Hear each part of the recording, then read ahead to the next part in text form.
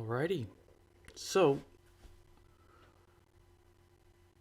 we've already gone through 2 days of Prostitution Week. And in the first day, I talked about how, as a communist, how I feel about that. Now, I'm a distributist, which is communist and capitalist, both. But, that's half of it. That's half of the equation of who I am. And so, I gotta speak to that part.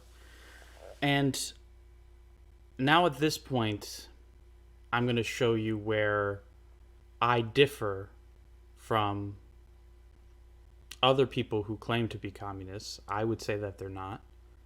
I would say that Marxism is not communism, it's socialism, and socialism is not communism, it's socialism, right? It's not the same thing. And so today we're going to read a little excerpt of the Communist Manifesto so I can show you where that line is. Where you go from communism, of saying that everyone should own themselves, be not owned by someone else, right? Not having their work, their labor owned by someone else, which allows for that self-actualization, allows them to build up themselves and be their own person. That's communism, as I see it. This Marxism stuff, not so much. And it's hard to make this differentiation because Marx kind of popularized both, right? And so they seem synonymous, but there's a difference between, in his own writings, the goal of communism and the pathway to it. And also there's a difference in vision, I think, where something can be communism and it could be good, and something could be communism and it could be bad. And that's true of any ideology. It's true of any political system. You can have a democracy that's good or a democracy that's bad, and there's lots of factors in play. And my real issue with Marxism, as you will soon see, is that it's founded by this guy who didn't have a good idea of how to differentiate good and bad, or what even was good and bad. And so this is what the Communist Manifesto says about women and the place of women. So first off, it starts off very well, this excerpt.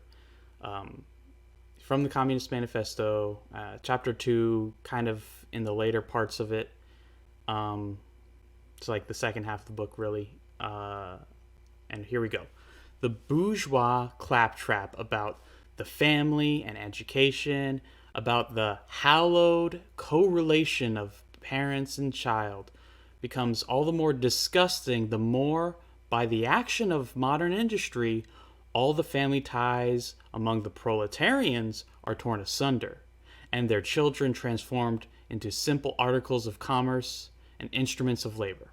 And this is something to be agreed with and said, yes, point out hypocrisy.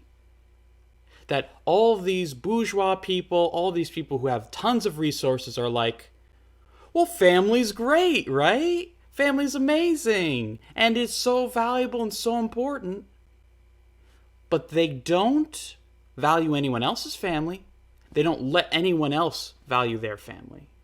They say, my family is very important to me, but I don't have enough empathy to say, you know what, maybe my maid might care about family too.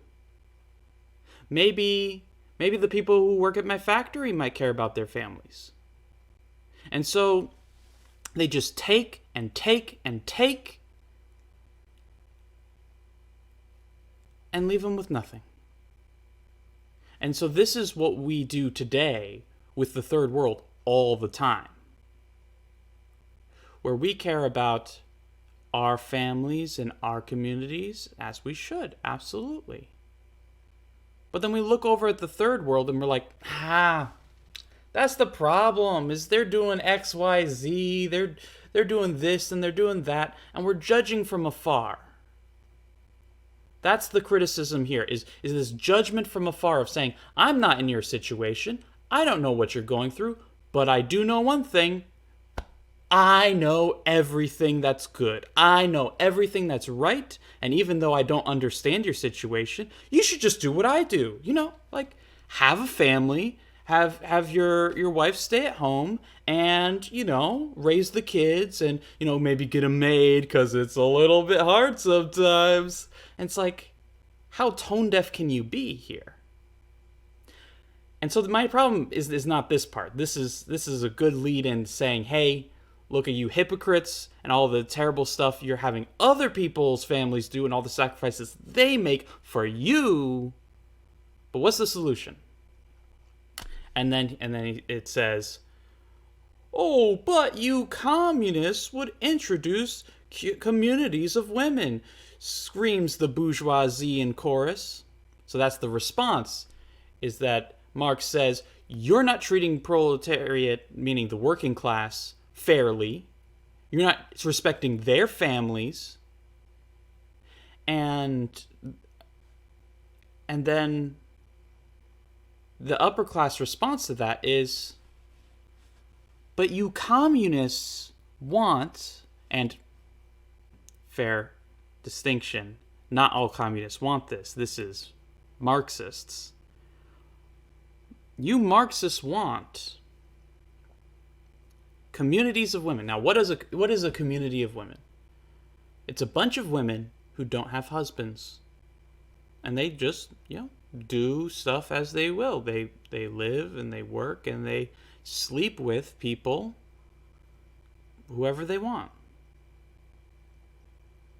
You can kind of see how this has happened today, and that's not by accident. That's intentional. Marxists have said that women should be in charge of their own bodies and do what they will, and so they sleep around. But that's quite the accusation that levied against Marx here, and so let's see how he defends himself. He says, the bourgeois sees his wife as a mere instrument of production. He hears that instruments of production are to be exploited in common. So at this point he's saying, the upper class say, oh, women are baby machines, right? And as baby machines, they should be in the family. And then Marx is saying, no. You say that they're baby machines, and then you say, well, we want them to not be tied down by a husband, therefore, like, that makes it sound like if the purpose of a woman in this context is to just have sex, make babies, and then that's, that's brought to the community, then it's just anyone has sex with the woman and anyone's baby pops out. Like, that's horrible. That's horrific. That's such a horrible accusation for these wealthy people to have against Marx and his ideology, to say, well, what Marx wants is to just, have women not be, protected by anyone. They just live in communities and they just have sex with whoever comes along and pop out babies from whoever it is. And that's not a secure place to be. It's not a good thing to have. It's not a nice way to live. So obviously this must be a misunderstanding, and naturally can come to no other conclusion that the lot of being common to all will likely fall to the women. So, yeah, that's just what I said. That, hey, if communism says the means of production should be owned by everyone, right? That every person has a right to use the means of production. Well, then, if women are a means of production, making babies, then everyone has a right to use the woman. And that's like, what kind of sick rape fantasy is that, right? It's horrific. So, this is his response. Marx is saying, he, meaning the bourgeois, has not even a suspicion that the real point aimed at is to do away with the status of women as instruments of production. Meaning, women, surprise, surprise, are people, right? People. Very good. That's a good thing to point out there, Marx, saying that you're acting like women are just going to be used up like any other tool. But remember, they're not tools, they're people. It continues, for the rest, nothing is more ridiculous than the virtuous indignation of our bourgeoisie, of the bourgeois at the community of women, which they pretend is to be openly and officially established by the communists. The communists have no need to introduce community of women. It has existed almost from time immemorial. So then he's saying, there's always been women who slept around. That's always been the case. But what he's not saying is that women sleeping around is a bad thing. That women not having that security, that family, is a bad thing. And so, he continues, our bourgeois, not content with having wives and daughters of their proletarians at their disposal, not to speak of common prostitutes, take the greatest pleasure in seducing each other's wives. So in other words, he's saying the wealthy people,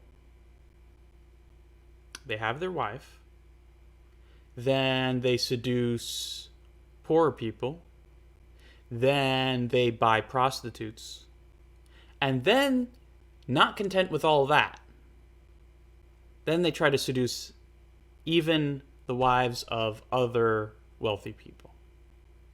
And this is something that we've seen. Whenever we talk about Hollywood, it's like front page of those, Inquirer or whatever magazine. It's like, oh, this rich person has slept again with another person. Oh, trouble in paradise. Oh no, someone's gonna have a divorce. And that's the thing, is when you have lots of resources and you have a lot of power, this is one way to use it. And it's not good. It's very evil to use your status and power and authority in this way to sleep around with anyone you want and take from anyone you want. Because remember what I said in the first episode this week, that prostitution and work are one and the same. It's just a difference of degree. And so in the same way that Marx has said that stealing from the working class by saying, hey, oh, what? You're working? You're doing labor, you're making something, you're creating and generating and being productive? Well, I am going to skim some of that off the top, right? Well, in the same way, this is what's happening with all these women, all of these working class women that are being seduced, all of these wives of rich people that are being seduced. that these rich men are seducing and buying sex from all kinds of women. And they're using them up like a commodity for their own enjoyment. Right? And so, what is the solution? So then Marx says, bourgeois marriage is in reality a system of wives in common, and thus, at the most, what the communists might possibly be reproached with is that they desire to introduce in substitution for a hypocritically concealed and openly legalized community of women. So then he's saying, you're such hypocrites.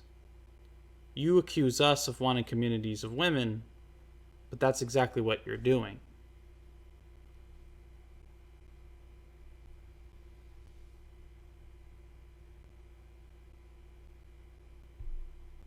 But he's not saying that the accusation's wrong.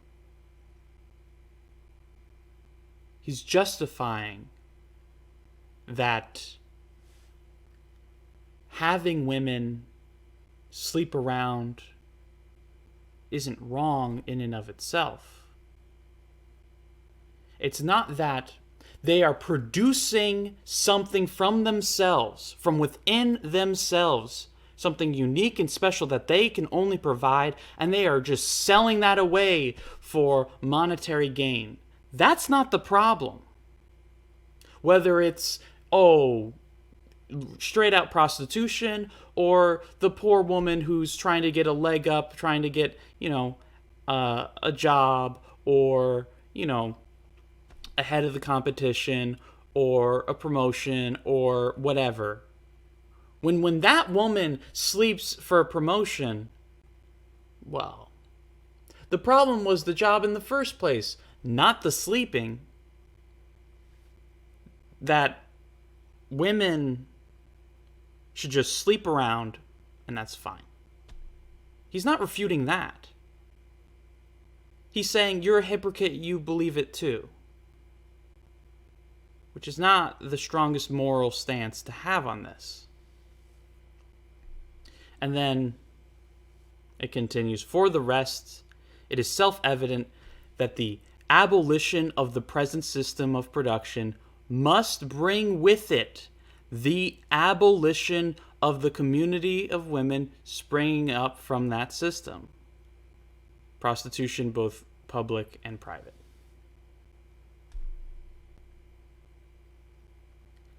And you see, this is the thing. It's subtle.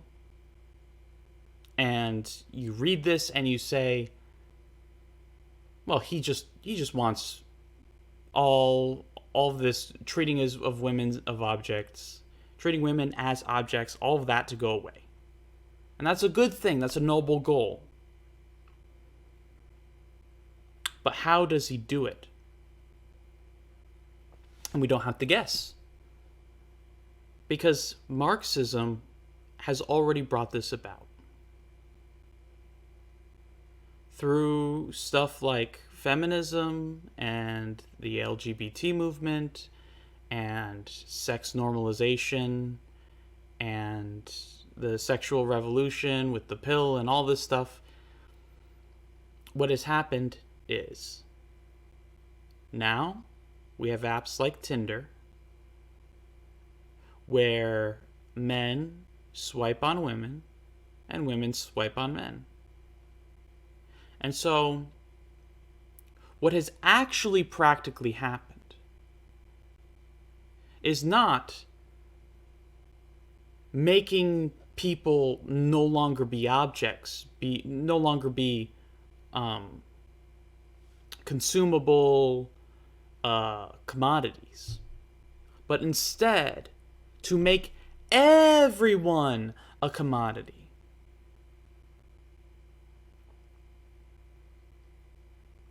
And that whenever a woman says that she wants to feel empowered, usually that means she wants to sleep around. My body, my choice, meaning I can sleep with whoever I want and I can kill that baby if I don't want it. It's good that we got rid of as much rape as there used to be.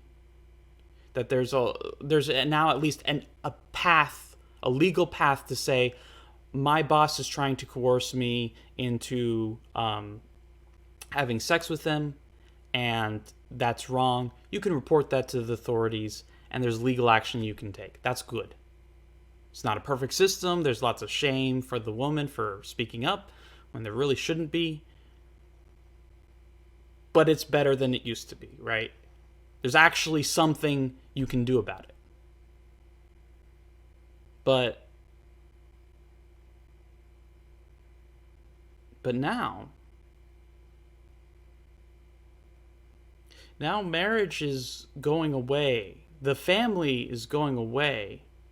And so how this segment started was Marx saying the bourgeois claptrap about family and education and the hallowed correlation of parents and child.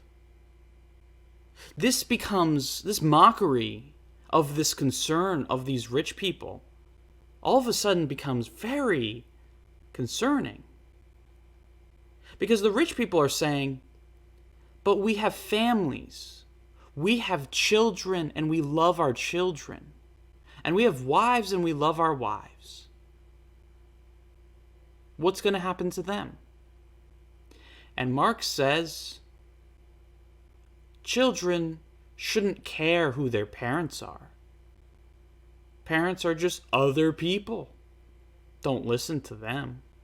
Don't care about them.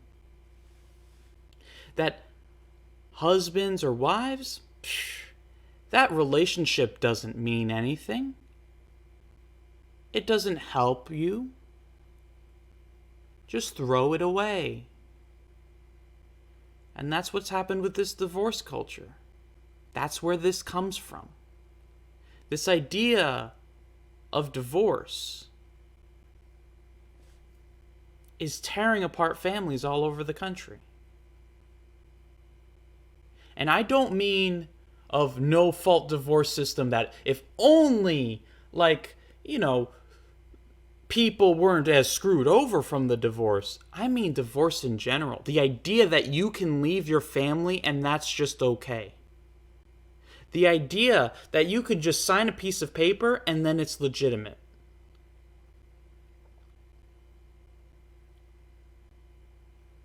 And this is the big difference between Marxism and the kind of communism I'm talking about. Because if you're talking about a community, if you're talking about caring about people, this is not that. Tearing parents and child away from each other, tearing husband and wife away from each other is not caring about them. It's not building them up. It's not making them better. It's tearing them down. It's tearing them apart, separating them. There is no community without the family. Because if you can't even care about the person who birthed you, if you can't even care about the person you're having kids with, then who are you going to care about? Nobody. Ever. And that's what this segment is about. It's saying, if people only just abandoned all ties they had to other people, then they could be way more ruthless. They could do what they want. They could make this revolution happen, right? It only costs your soul. And so, many Marxists They trade away all of their family, all of their friends, for some kind of idealized notion of a community. But if your community doesn't have your family, is it even worth being a part of? And that's something they don't consider. And so when they talk about communities of women that legitimately Marx wanted women to not be tied down to husbands, which means they're all single, and they can sleep with whoever they want. They are, self-actualized. The self-actualized person can just sleep with whoever they want and it's all good. But that's not what sex is. I said before this week that sex is all about giving of yourself wholeheartedly to another person. And when someone takes that from you, it's much worse than when they take the fruit of your labor, the fruit of, hours of effort. Because they are taking fundamentally who you are. And so Marx's solution to this sexual violence is, well, as long as the woman is able to traumatize herself, then it's okay. As long as the woman's traumatizing herself, then we can live with it.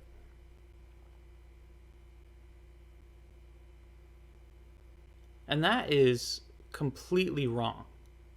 It's completely evil to say it's okay if you sell yourself out as long as it's voluntary. And you see, this is precisely the thing that communism seeks to fix. That employment, even though it's voluntary, is still wrong. Now you can have a good employer and even a good relationship with your employer. You can like your job. You can like your work. It still doesn't change that the relationship is this uneven mess. That just because your boss happens to be a nice guy doesn't mean that he has some unearned power over you. That you're not building up for you. You're not working hard for you. You're working hard for someone else and someone else's life, someone else's family. And hopefully they will pay you back in kind. Hopefully you will earn money from that work, from building up someone else. But you're still giving your time and your effort for someone else. And it's not family. It's not someone who you're tied to. It's just a guy. And that is what is happening here. When Marx is saying, hey, the only problem with this idea of communities of women is that they think that there's someone to be tied to in the first place. But family is a good thing. Family can bring out the best out of people. Now, there's definitely a lot of bad things that come with family as well. There's bad things whenever you talk or interact with anyone. But that doesn't mean that you just stop having relationships with people. You don't become a shut-in. It's not called communism because you're supposed to be alone in a room by yourself. It's called communism because it's about a community. It's about being with other people and treating them well and having them treat you well. About not having a boss someone to tell you what to do, someone to own you, someone to decide things for you. It's about you being treated like a person. And I'm not seeing that here. Not from Marx. And so, this distinction of saying that, as long as it's voluntary, it's fine. That does not sound like a communist argument. In fact, it sounds like very much a capitalist argument. Because it's amoral. Communism seeks to have a moral view on the universe, and capitalism seeks to avoid that. And that's why you need both.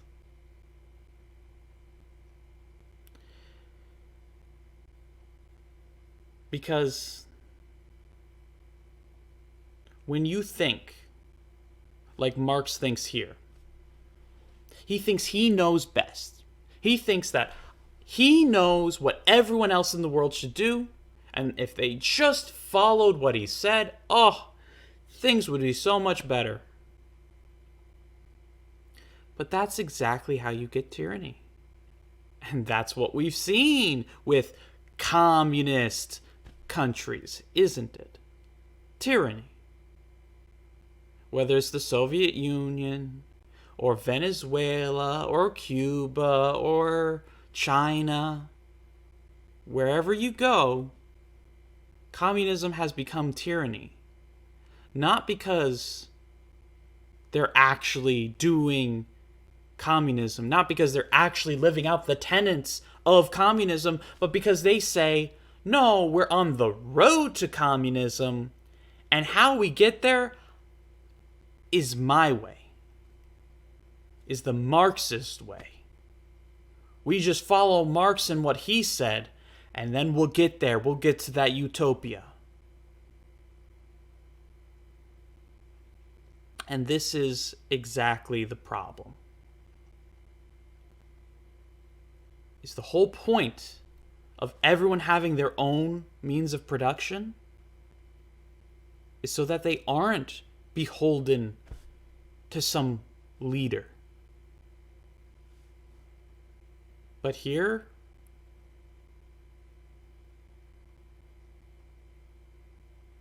removing families, that's not helping people. Because what are they replaced with? Bureaucracies. They're replaced with tyranny.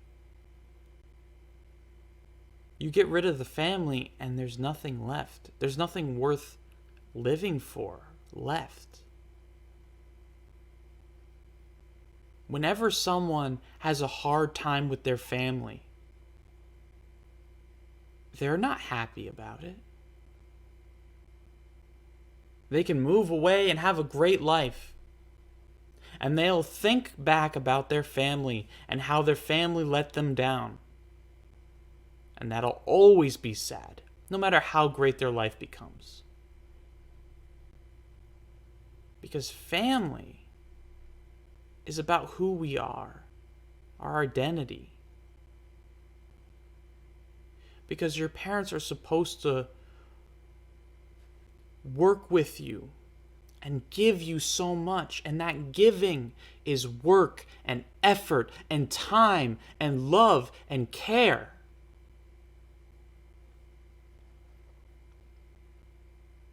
That it's the opposite of employment. The employer tells you what to do, and then you do it.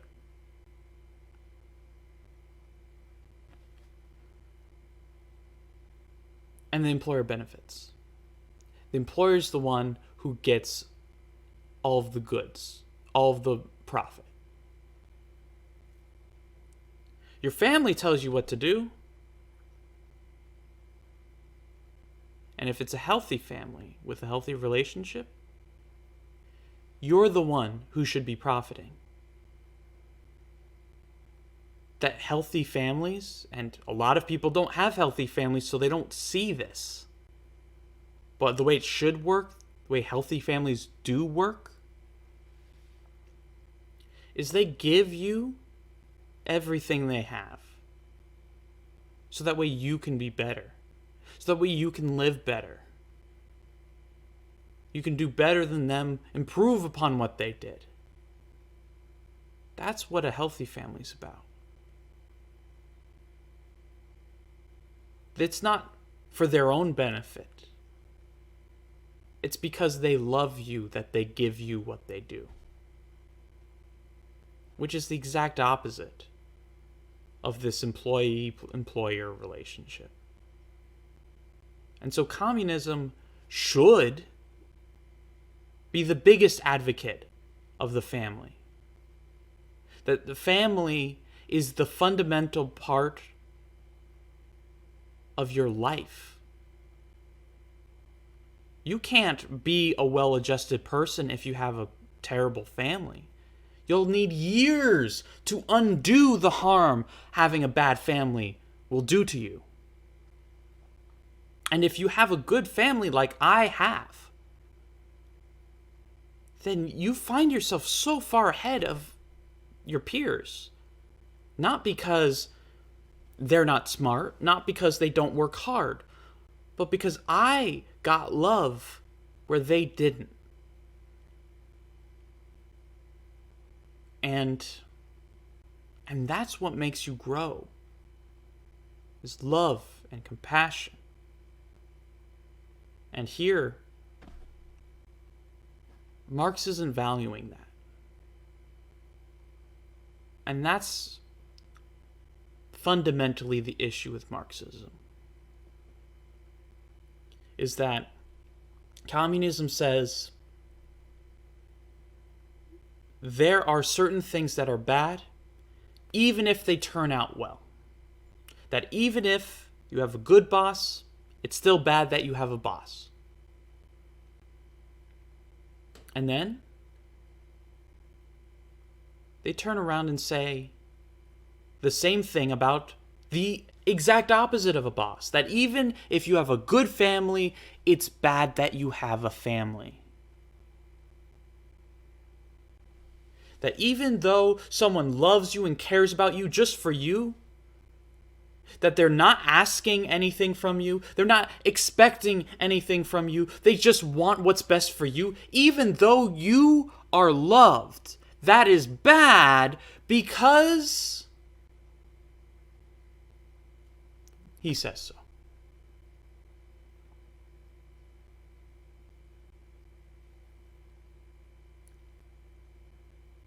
And that is exactly why I'm a distributist and not a Marxist.